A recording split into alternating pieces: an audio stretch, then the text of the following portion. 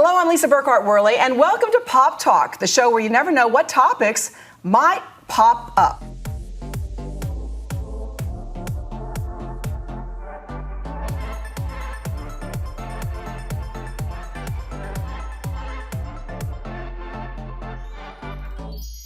And today, what's popping up is one of our own, Dr. Lynnette Simm. We're going to explain that in just a minute. But first, I want to introduce my co-host today, Rosemary LeGrand. Hello, everyone. Today, we're going to be talking about a very serious topic, and it's called overcoming childhood sexual abuse. And that is what our own Dr. Lynnette Simm overcame.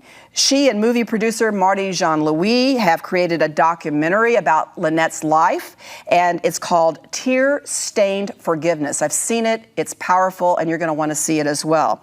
And it just debuted at the International Christian Film Festival, and it was received with rave reviews. So today we're going to be speaking to both Dr. Lynnette and Marty Jean, but first I'm going to have Rosemary introduce Dr. Lynnette. And I know this is going to feel a little bit weird, introducing our usual co-host, right? Exactly. That's what I was going to say, but it's a pleasure, though. It is absolutely a pleasure.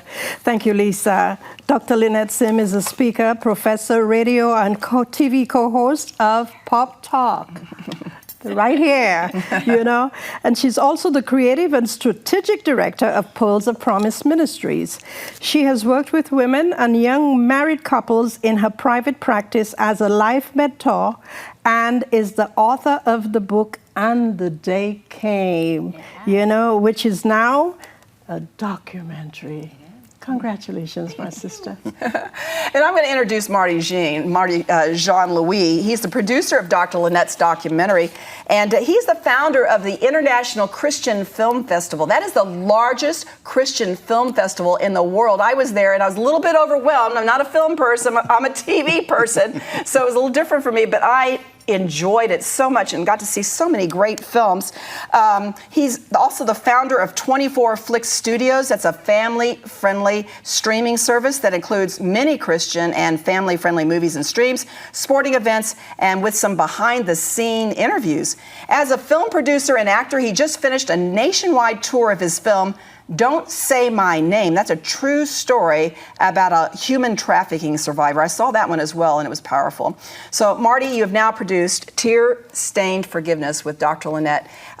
Tell us about how this meeting came about. How did it happen? So it really was a divine appointment because I went to NRB here in Dallas because I was invited. I had so many friends that were coming. They said, "Hey, Marty, are you coming? Are you coming? Are you coming?" I'm like, "Okay, I guess I'm coming." And a friend of ours reached out to me and said, "Marty, I need to introduce you to someone." And I'm going at this thinking, I don't want to do any more abuse stories, period. Right? Because I just finished Don't Say My Name, and it took a toll on me. After that, I did 5 more abuse stories, and that was 6. I'm like, I'm full. I don't want any more. So then I got introduced to Dr. Lynnette, and she tells me her story, and I literally paused.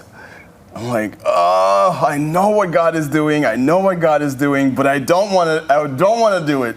So I waited and waited and waited, and I contacted you, and I said, I think you should do a documentary.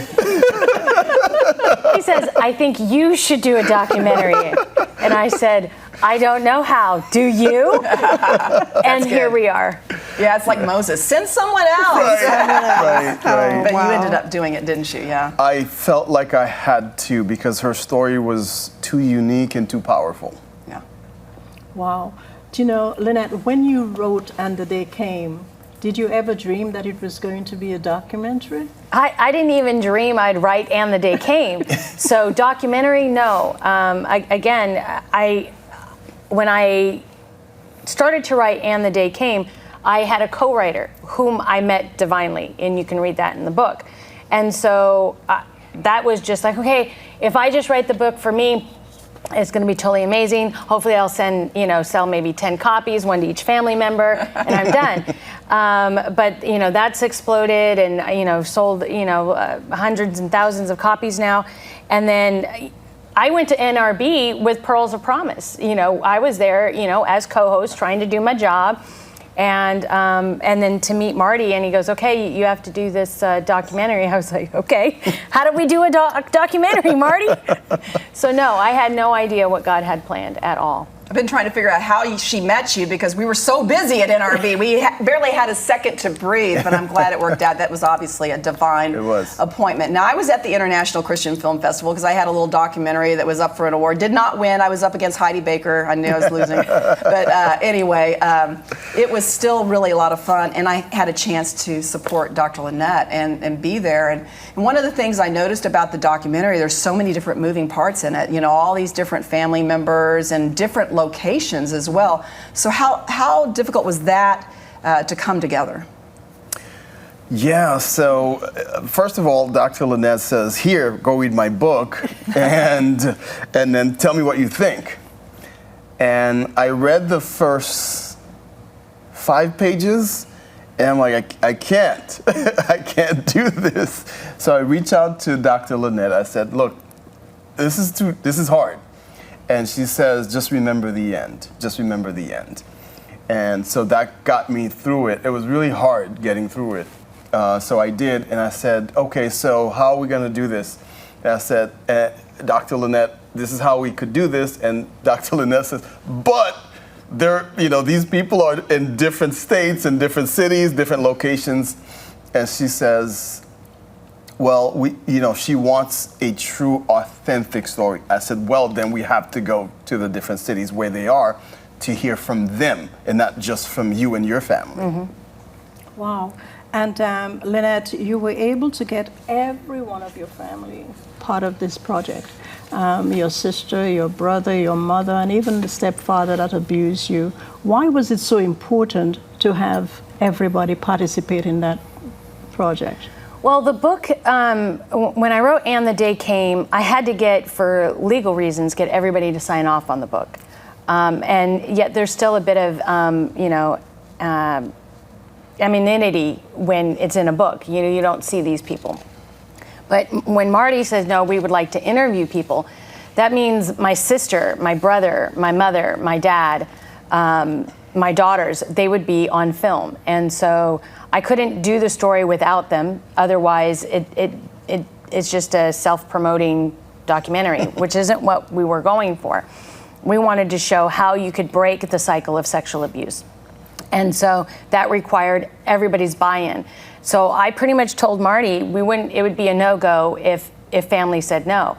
And so it just so happened last summer, my brother had taken my parents on a trip, and we were all in the Texas area, and we were sitting around, and I text Marty. I said, "Okay, I'm going to ask them, be praying." He's like, "Yeah, I'm praying."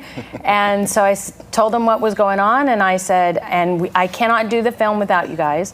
So if this is not what we want to do, then, vote no. So I said, "Who's in, to doing it?" And everybody raised their hand, except my dad. Mm-hmm. It's a very hard subject for him. Not only being a victim, but also being an abuser. And he lives in a very small town. And so we figured out that if we could put him in dark light, that hopefully, it wouldn't be as noticeable as to who he was. He's just worried about people not understanding. But hopefully by the end of the film, you love him and forgive him just as much as I do. Indeed. Yeah, Wow. and that was very effective. Awesome. Yes. To have the dark lighting there. I thought that was very effective. You couldn't see anything, any features, anything, but yet you still heard his story. And he was very transparent, as were the rest of the family members. What was their motivation in being so honest and transparent? I think everybody wanted to do the film for me, number one. And they kept saying, "We want to do it for you. We want to do it for you." And, support you and be there for you. But I think as everybody started to see how bigger the film was getting and how important the book had been, then they're realizing that, we really can help people forgive, and we can help people see that forgiveness is possible and the cycle of abuse can stop. and open dialogue, open conversations. We've had a lot of conversations about abuse and how it starts and how it can end, and who takes responsibility. And so it's been pretty amazing in that regard. What don't you think? Yeah. Wow. I knew also I was going to have to ask the questions, and they don't know me. Like, how will they open up to me? Yeah, I recognized your voice, by the Yes. way. I knew that was you asking the questions. Yeah. And I was thinking, okay, so when I meet them, I'm going to have a conversation with them. Before we do anything, let's talk. Let's get them to feel comfortable with Yeah. me. And I felt like they all did. We started laughing, having some jokes, and they felt comfortable. And then we started taping, and then they were telling me everything that I asked, they answered. Wow. There's something about that, to trust the person who's interviewing you. When I used to work on a show called Inside the NFL on HBO, and one of the things we used to do is we spend half a day with the athlete before we'd ever conduct an interview, Right. because we wanted them to trust me, and I was trustworthy, even though I was just there for a day. I wanted them to feel that they could trust me with their story, and I think they all turned out really well. So that's a very important thing, to get to know the people that you're interviewing. Absolutely. It is, and I love the fact that you were able to talk to them, prior to asking the questions, because sometimes, as Lisa said, people have to trust, to be able to open up to you. Yeah. So kudos to you. Yeah. And Marty wrote amazing questions, and we all had them ahead of time. And I think there was maybe, let's say everybody had about 30 questions, maybe one or two they would say they didn't want to answer for one reason or another. They either couldn't remember, or they didn't feel it was relevant, or whatever. But for the most part, every question was answered. The documentary, of course, does not include the hundreds of hours that we have of interviews. We're going to talk about that, yes. We're going to talk about There's that. a lot. Yeah. And you also had some reenactments, in the documentary. Was it difficult to get actors to work on such a difficult project? And also, how did they feel emotionally, when they were actually answering all those questions? How did the family Yeah. feel? It was exhausting. I mean, it was utterly exhausting, because you have to go back and relive in your mind all of these things to come up with good answers, authentic answer, real answers from that time frame. It's easy to say I love my dad, but I didn't love my dad then. And so you have to go, okay, well, back then I didn't really like him, and why, and how does that feel, and be able to show that when you're answering these questions. Now, as far as the actors are concerned, Marty got to handle that in Florida, because I was here in Texas. We did collaborate on the actors themselves, doing the best we can, given our budget and those individuals. But I think they did a fabulous job. How did they handle it? Yeah, so we were very careful as to the selection process, and we wanted to make sure that, especially the younger kids, that they didn't know, but the parents knew ahead of time, to make sure that they're comfortable having their kids play such a role. So there are parents that says, no, this is not for us. And there are parents that says, yes, we want to be a part of the solution. So I think we did a really good job as picking your younger version and the rest of the family. Wow. That was powerful to see the reenactment. You were very cautious about how you did it, and it was nothing gratuitous, nothing inappropriate. It was good. And this is a very serious issue in the United States and in the world. Every year there are close to 700,000 cases of childhood sexual abuse reported in the U.S. It's estimated that 1 in 5 girls and 1 in 9 boys are sexually abused before they reach 18 years old. Those statistics are staggering. So obviously, by creating this documentary, you want to do something about those statistics, don't you? So what is your goal with this documentary, and what results do you want to see from it? You can both talk about this. I can go first. Yes. First is awareness. People still think that a lot of it is not happening. Secondly, we want people to come forward. If something happens to them, they know who to talk to and what to say. Because we want to stop it before it continues or even before it even starts. And that's really part of the goal. And also, if it did happen, here's how you can find healing, just like Dr. Lynnette did. Mm-hmm.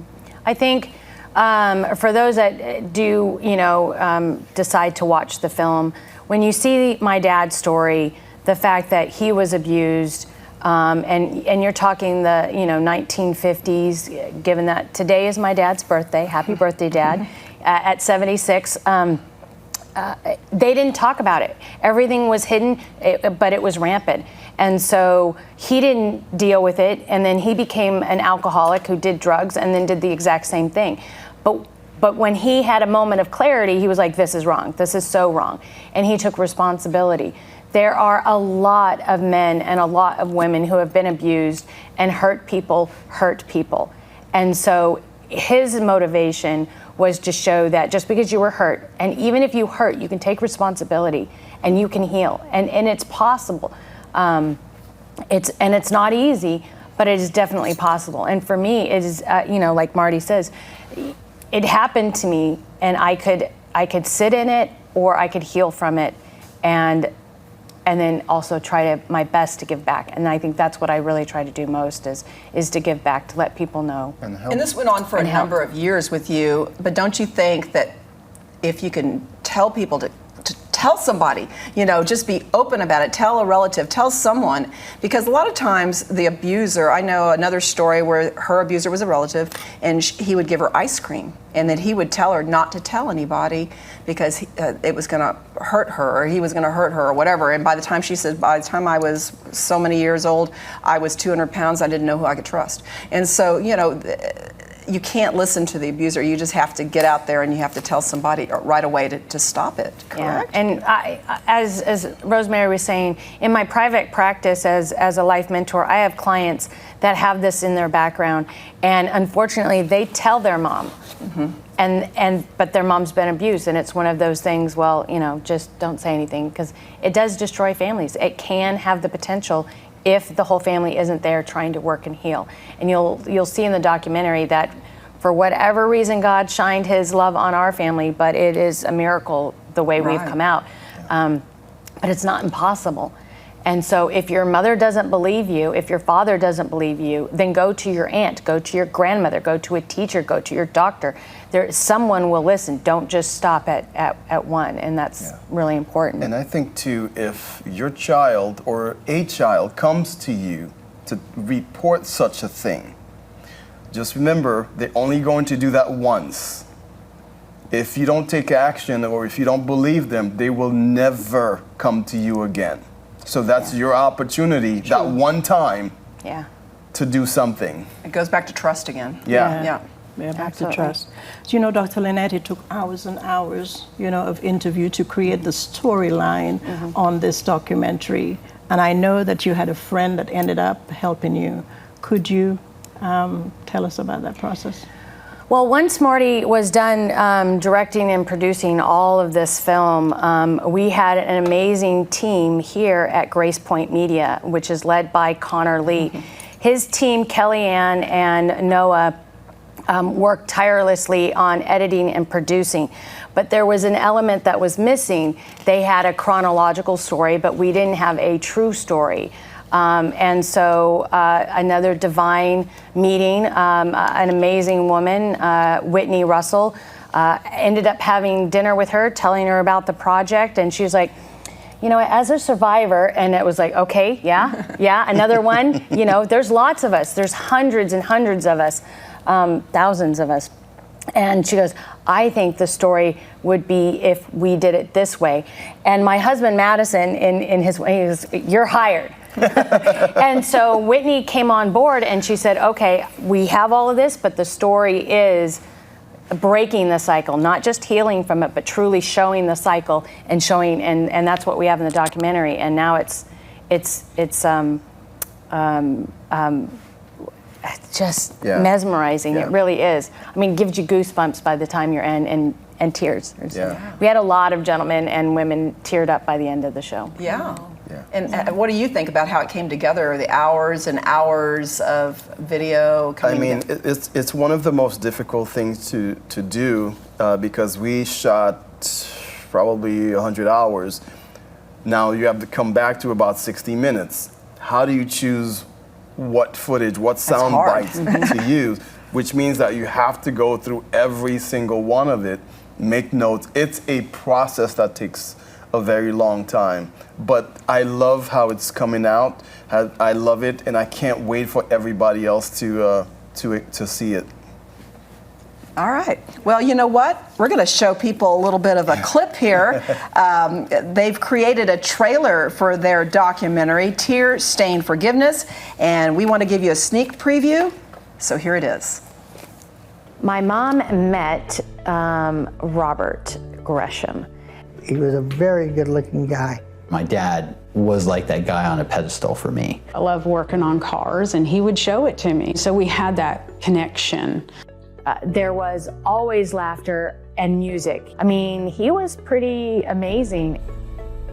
But the minute the people left and everybody went to sleep, then he wasn't my dad anymore. I thought if I could make it difficult for him to get to me, he would give up. He says, "You want to enter your plea again?" I says, "Guilty." It's kind of hard to explain to somebody who hasn't been there. I would feel mortified. But it's exactly how God needed me to hold on to, that somebody cared about me. Lord, I need your help.